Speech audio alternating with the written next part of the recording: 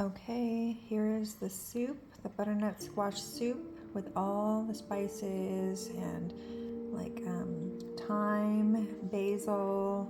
We put some cheese and yeah, all the spices. You can see there's basil, sage, fresh thyme, and those are the leftovers that you throw back in the garden. Cut them up and throw them back in the garden, and it's delicious. We already tasted it with the coconut. I like that. I put half a cup of coconut milk or coconut cream, and I put some curry, cayenne pepper. Let's see, and it's a keeper. It's a keeper. And then we've got the sausage in here too. It's got that breakfast sausage, probably about a pound of breakfast sausage, and it is hearty. I would definitely use this coconut again, evaporated coconut milk. I put half a cup because I just didn't want it to be overwhelming, the flavor. I put some curry, just a sprinkle of that, and the ginger.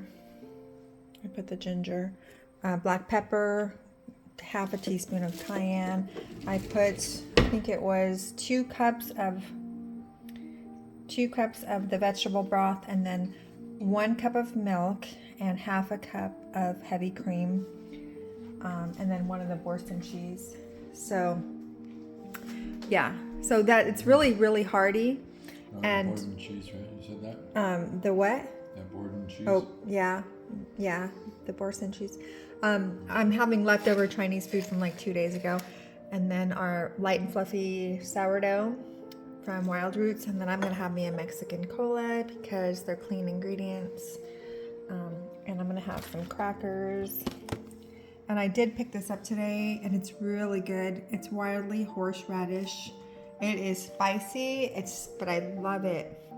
It's so good. Mm-hmm. So this soup is definitely going to be a keeper, and we're going to enjoy. So, Yeah. okay. Delicious, love. Thank you, babe.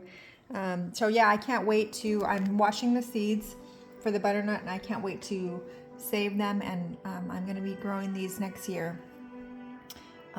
So yeah, so okay.